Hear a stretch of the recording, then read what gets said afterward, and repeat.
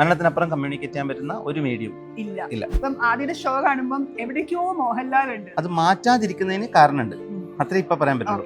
എനിക്കത് മാറ്റാം. നമ്മളൊരു ബോഡി ലാംഗ്വേജിനെ പറ്റിയിട്ടൊക്കെയാണല്ലോ റിസർച്ച്. അപ്പം നമുക്ക് എന്തുകൊണ്ട് അത് മാറ്റാൻ പറ്റില്ല എന്നുള്ള ചോദ്യമുണ്ട്. ഇപ്പൊ മാറ്റരുത് എന്നുള്ളതാണ്. അതിനൊരു കാരണമുണ്ട്. വരും വർഷങ്ങൾ സംസാരിക്കുമായിരിക്കും. ഇപ്പൊ ഒരു സാമ്പത്തിക ആരോപണമൊക്കെ ഉന്നയിക്കപ്പെടുന്നല്ലോ, അതിന്റെ സത്യാവസ്ഥ എന്താണ്? കേസ് എന്തായാലും ഇല്ല. ഓക്കെ. പിന്നെ ഫേക്ക് അലിഗേഷൻ ഡെഫിനറ്റ്ലി. മെന്റലിസ്റ്റ് ആദ്യം നമ്മുടെ ഇവിടെ എവിടെ ഷോ അവതരിപ്പിച്ചാലും അവിടെ ഒരു ജനസാഗരാണ്. ഇതെങ്ങനെ ആൾക്കാരെ കയ്യിലെടുക്കുന്നത്? മാജിക്.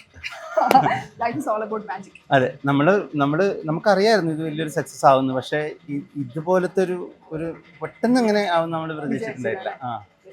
ഒരു 2.5 മണിക്കൂർ സിനിമ കാണുന്ന പോലെ ഒന്നുമല്ല. ഒരു എഡിറ്റ് ചെയ്ത് ഒരു സിനിമ നമ്മൾ ഒരു പൂർണ്ണമായ വേർഷനിൽ കാണുന്ന പോലെ ലൈവായിട്ട് പെർഫോം ചെയ്യാറ്. അപ്പൊ എപ്പോഴും ചാലഞ്ചസ് അതിന്റെ കൂടെയുണ്ട്. പക്ഷെ പെർഫെക്റ്റ് ആയിട്ട് ഇങ്ങനെ നടത്തിക്കൊണ്ട് പോകുന്നതിന്റെ പിന്നിൽ അധ്വാനം വലുതായിരിക്കുമല്ലോ. ഹെവി. അത് ഓരോരോ കാര്യം ചെയ്യുമ്പോഴും നമ്മളൊരു തെറ്റാനുള്ള സാധ്യത ഒരു 70% ഉണ്ട്. അപ്പൊ അതെനിക്ക് തോന്നുന്നു ഭയങ്കര ഒരു കിക്ക് തരുന്നുണ്ട്. അതുകൊണ്ടാണ് ചിലപ്പോൾ ഞാൻ ഇതിലിങ്ങനെ നമ്മൾ കൂടുതൽ പുഷ് ചെയ്യാൻ നോക്കുന്നത്. ഇപ്പൊ നമ്മൾ ഡെയിലി ഇപ്പൊ 2 ഷോസ് ചെയ്യാൻ തുടങ്ങി. ഞാനിപ്പോ ജസ്റ്റിനോട് പറഞ്ഞു നമുക്ക് ഇനി ഒരു 3 ഷോ ഒരു ദിവസം ചെയ്യണം. കാരണം അത് ചെയ്യാൻ പറ്റും എന്ന് നമുക്ക് നമ്മളെ തന്നെ പ്രൂവ് ചെയ്യാനും അതൊരു ഓരോന്നും എക്സ്പെരിമെന്റ് ചെയ്യുക, സക്സസ് ആക്കുക അല്ലേ? അതെ അതെ, അത് തന്നെയാണ്. ഇപ്പൊ ഞാൻ ഷോ കണ്ടിട്ടുണ്ട്, ഇൻസോംനിയ ലൈവായിട്ട് കണ്ടിട്ടുണ്ട്. അപ്പൊ ആദ്യം പറയാറുണ്ടല്ലോ ജാട വെച്ചിട്ട് ആരും സ്റ്റേജിലേക്ക് വരരുതെന്ന്. അപ്പൊ കുറച്ച് ജാടയായിട്ട് വരുന്നവരെ ഡീൽ ചെയ്യാൻ കുറച്ച് പാടാണോ? അതുണ്ട്, അങ്ങനെ വരുന്നവരുണ്ട്. ഒന്നാമത് ഇത്രയും പൈസ കൊടുത്തിട്ട് വെയിറ്റ് ചെയ്തിട്ടൊക്കെ ടിക്കറ്റ് എടുത്തിട്ട്, കാരണം ഇപ്പൊ ആദ്യത്തെ കുറച്ച് സമയത്തിനൊക്കെ എടുക്കണല്ലോ. അപ്പൊ കാത്തു വന്നിട്ടുള്ളവർക്കാണ്. അപ്പൊ അങ്ങനെ വരുന്നവര് ജാടയും കൊണ്ട് അധികം വരാൻ സാധ്യതയില്ല. 2 കൂട്ടരാണ്. 3 കൂട്ടരാണ്. ഒന്ന് അവര് ഭയങ്കര ആഗ്രഹിച്ചിട്ട് ഇങ്ങനെ വരുന്നവര്, ഇതെന്താണെന്നറിയാൻ ഒരു കൗതുകം കൊണ്ട് മാത്രം വരുന്നവര്. അവരുടെ കൂടെ കൊണ്ടുവന്നവരുണ്ടാവും. അവർക്ക് ഇതിനെ പറ്റി ഒന്നും അറിയുന്നുണ്ടാവില്ല. പിന്നെയാണ് ഇത് ക്യാച്ച് ചെയ്യണമെന്ന് വിചാരിച്ചിട്ട് വരുന്നവർ. അവർ എണ്ണത്തിൽ വളരെ കുറവാണ്. ആ ചിന്തയും കൊണ്ട് ആ എഫേർട്ട് എടുക്കുന്നവർ കുറവാണ്. പക്ഷെ അങ്ങനത്തെ ഒരു സ്റ്റേജിൽ വന്നാൽ നമുക്ക് അവരുടെ ബോഡി ലാംഗ്വേജ് മനസ്സിലാവും. അപ്പോഴാണ് നമ്മൾ കൂടുതൽ എന്തെങ്കിലും അൺഎക്സ്പെക്ടഡ് ആയിട്ടൊരു തമാശ അവരൊന്ന് എല്ലാവരും പാവങ്ങളല്ലേ, ഒന്ന് ബ്രേക്ക് ചെയ്താൽ പിന്നെ അവർ നമ്മുടെ കൂടെ. ഇങ്ങനെ വരുന്നവരാണ് എക്കാലത്തെയും നമുക്ക് ഏറ്റവും കൂടുതൽ സപ്പോർട്ട് ചെയ്തിട്ടുള്ളത്, പ്രൊമോഷൻ ചെയ്ത് തന്നിട്ടുള്ളത്. നമ്മൾ അവരെ നെഗറ്റീവായിട്ടേ വിചാരിക്കലില്ല. അവരതൊരു ഓപ്പർച്യൂണിറ്റിയാണ്. അവർക്കറിയില്ല. നിങ്ങൾക്ക് വായിക്കാൻ ഇഷ്ടമില്ലെങ്കിൽ നിങ്ങൾക്ക് ചിലപ്പോൾ നല്ല ഒരു പുസ്തകം കണ്ടുപിടിക്കാൻ പറ്റാഞ്ഞിട്ടായിരിക്കും എന്ന് പറയാറുണ്ട് അല്ലെ. You may not have found the right book. അപ്പൊ അവർക്ക് അതിനുള്ള അവസരം ഉണ്ടായിട്ടുണ്ടാവില്ല അവരുടെ സ്കെപ്റ്റിസിസത്തിന്. നമ്മളത് നല്ല രീതിയിലൊന്ന് പാമ്പർ ചെയ്ത് വിട്ട് കഴിഞ്ഞാൽ. ഈ ജാട കാണിച്ചൊരു കുടുക്കി സംഭവങ്ങളെല്ലാം ഉണ്ടോ? അങ്ങനെയില്ല. ഓക്കെ. ഈ മരിച്ചുപോയവരോട് സംസാരിക്കാൻ പറ്റുമോ എന്നൊക്കെ നമുക്ക് എപ്പോഴും ഉള്ള നമ്മൾ എക്സ്പെക്ട് ചെയ്യുന്നു അതാണ്. അങ്ങനെ ശരിക്കും പറ്റുന്ന നമ്മളൊരു തോന്നലാണോ? ഞാനിത് മുമ്പൊരു ഇന്റർവ്യൂല് തമാശ പോലെ പറഞ്ഞിട്ടുണ്ട്. അങ്ങനെ മരിച്ചുപോയവരോട് സംസാരിക്കാൻ പറ്റും, പക്ഷെ ഇങ്ങോട്ടൊന്നും കേൾക്കില്ല. അത് പറയാലോ, ആരോടും പറയാലോ. ഞാൻ പറയട്ടെ, എന്തിനാണ് ഇങ്ങനത്തെ നിഗൂഢ ഒരു ഒക്കൽ സയൻസിന്റെ പിറകിലൊക്കെ പോകുന്നതൊന്നും പ്രാക്ടിക്കൽ അല്ല. അത് ഇല്ലാത്ത കാര്യമാണ്. അങ്ങനെ പറയുന്നവരാരും വിശ്വസിക്കണ്ട. നമുക്ക് അതിനേക്കാളും വലിയൊരു ഗിഫ്റ്റ്. ആ മനുഷ്യർ 2 പ്രാവശ്യം മരിക്കും പറയും. ഒന്ന് ഫിസിക്കലി മരിക്കും, 2 നമ്മുടെ ഓർമ്മകളിൽ നിന്ന് മരിക്കും. എനിക്കൊന്ന് പണ്ട് പുരാണത്തിലും മൃത്യുഞ്ജയ എന്നൊക്കെ പറഞ്ഞിരിക്കുന്നത് ഈ തോട്ടിനെ ബേസ് ചെയ്തിട്ടായിരിക്കണം. അപ്പം നമ്മുടെ ഉള്ളിൽ നിന്ന് അവരെ മരിക്കാൻ സമ്മതിക്കാതിരിക്കുക എന്നുള്ളതാണ് നമുക്ക് ഏറ്റവും ചെയ്യാൻ പറ്റുന്നത്.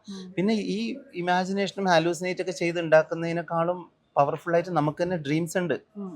എന്ത് റിയൽ ആയിട്ടാണ് നമുക്ക് ആ ഡ്രീമിൽ അവരെ ഫീൽ ചെയ്യാനും കാണാനൊക്കെ പറ്റും. നമുക്ക് അതിൽ കൺട്രോൾ ഇല്ലാന്നേ ഉള്ളൂ. അപ്പൊ എന്നിട്ട് എന്തിനാണ് ഈ വെറുതെ മിസ്റ്ററി ആൾക്കാർക്ക് എപ്പോഴും വേണം. അതിന്റെ ആയിരിക്കും. നമ്മൾ അവരെയും കുറ്റം പറയുന്നില്ല, പക്ഷേ ഇറ്റ്സ് നോട്ട് പോസിബിൾ. മരണത്തിനപ്പുറം കമ്മ്യൂണിക്കേറ്റ് ചെയ്യാൻ പറ്റുന്ന ഒരു മീഡിയം ഇല്ല. ഇപ്പൊ ലാലേട്ടന്റെ കൂടെ ഒരുപാട് നിങ്ങളുടെ സൗഹൃദത്തെ കുറിച്ച് നമ്മൾ സോഷ്യൽ മീഡിയ കാണാറുണ്ട്. ഇപ്പം ആദ്യത്തെ ഷോ കാണുമ്പോൾ എവിടേക്കോ മോഹൻലാൽ ഉണ്ട്. അത് ഈ ആരാധന കൊണ്ട് ലാലേട്ടന്റെ ആയതാണ് ഓൾറെഡി? അങ്ങനെയല്ല, ഡെഫിനറ്റ്ലി ഉണ്ടല്ലോ. അതെല്ലാം തോന്നും. എന്ന് വെച്ചാല് കുറെയൊക്കെ ഞാൻ തുടങ്ങുന്ന സമയത്ത് നമ്മൾ ഈ കാഞ്ഞങ്ങാട് നിന്നൊക്കെയാണ്, ഒരു നാട്ടിൻപുറത്ത് നിന്നൊക്കെയാണ്. അപ്പോൾ ഇവിടെ വന്ന് ക്യാമറേനെ ഫേസ് ചെയ്യാൻ തുടങ്ങുമ്പോഴും അല്ലെങ്കിൽ ആളുകളെ ഫേസ് ചെയ്യാൻ തുടങ്ങുമ്പോൾ ഞാനും ഭയങ്കര ഷൈ ആയിട്ടുള്ളതാണ്. അപ്പോൾ അത് കുറേയൊക്കെ എനിക്ക് അതിൻ്റെ ഒരു ഡിപ്ലോമസി അദ്ദേഹത്തിൻ്റെ അടുത്ത് നിന്ന് ടാക്കിൾ ചെയ്യാൻ പറ്റിയിട്ടുണ്ട്, ആ ഒരു നേച്ചറുകൊണ്ട്. പിന്നെ അത് മാറ്റാതിരിക്കുന്നതിന് കാരണമുണ്ട്. അത്രേ ഇപ്പം പറയാൻ പറ്റുള്ളൂ. എനിക്കത് മാറ്റാം. നമ്മളൊരു ബോഡി ലാംഗ്വേജിനെ പറ്റിയിട്ടൊക്കെയാണല്ലോ റിസർച്ച്. അപ്പം നമുക്ക് എന്തുകൊണ്ട് അത് മാറ്റാൻ പറ്റില്ല എന്നുള്ള ചോദ്യമുണ്ട്. ഇപ്പൊ മാറ്റരുത് എന്നുള്ളതാണ്. അതിനൊരു കാരണമുണ്ട്. വരും വർഷങ്ങൾ സംസാരിക്കുമായിരിക്കും.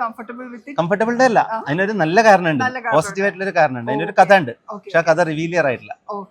ഇപ്പൊ ഒരു സാമ്പത്തിക ആരോപണമൊക്കെ ഉന്നയിക്കപ്പെടുന്നല്ലോ, അതിന്റെ സത്യാവസ്ഥ എന്താണ്? അത് ഇപ്പൊ പുറത്ത് പറയാറായിട്ടില്ല. നമുക്ക് അടുത്ത് തന്നെ സംസാരിക്കാം അതിനെ പറ്റിയിട്ട്. കേസ് എന്തായാലും ഇല്ല. ഓക്കെ. പിന്നെ അനേഴ്സ് ഫേക്ക് അലിഗേഷൻ ഡെഫിനറ്റ്ലി. അതിപ്പം മീഡിയയുടെ മുമ്പ് നമ്മളിങ്ങനെ പറയുമ്പോഴായാലും നാളെ ഇതല്ലാത്തൊരു രീതിയിൽ വന്ന് നിങ്ങൾക്ക് നമ്മോട് ചോദിക്കാം അല്ലേ. അപ്പോൾ അത് കോൺഫിഡൻറ്റോട് പറയാണ്. അതൊരു 2 പേര് 2-3 പേരിൽ പറഞ്ഞാൽ നമ്മുടെ ഒരു 10 ഷോൻ്റെ ഒരു പ്രൊജക്റ്റിൽ ഒരു പ്രൊഡ്യൂസറായിട്ട് 3 പേരാണ് നമ്മൾ. ഈ ഷോൻ്റെ പ്രൊഡ്യൂസറല്ല, അത് ഞാൻ തന്നെയാണ്. ഒരു വലിയ പ്രൊജക്റ്റാണ്. പക്ഷേ ആ 10 ഷോൻ്റെ ഇൻഡിവിജ്വലായിട്ട് പ്രൊഡ്യൂസറായിട്ട് വന്ന ഒരാളാണ്.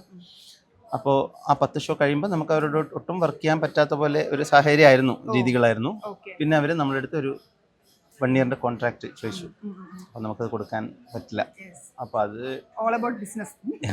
ഓക്കെ, അപ്പോൾ എന്തായാലും ഈ 2.5 മണിക്കൂർ തീരെ ഫോണൊക്കെ മാറ്റി വെച്ച്, എനിക്ക് അതാണ് അവിടെ വന്നപ്പോഴുള്ള ഫസ്റ്റ് അട്രാക്ഷൻ അതായിരുന്നു. അതായത് തിയേറ്ററിൽ പോകുമ്പോൾ നമ്മൾ ഫോൺ മാറ്റി വെക്കും, പക്ഷെ നമ്മളെല്ലാവരും സ്ക്രീനിലാണ്. ഇത് ആ ഓഡിയൻസ് തമ്മിലും ഒരു വണ്ണസ് ഫീൽ ചെയ്യാറുണ്ട്.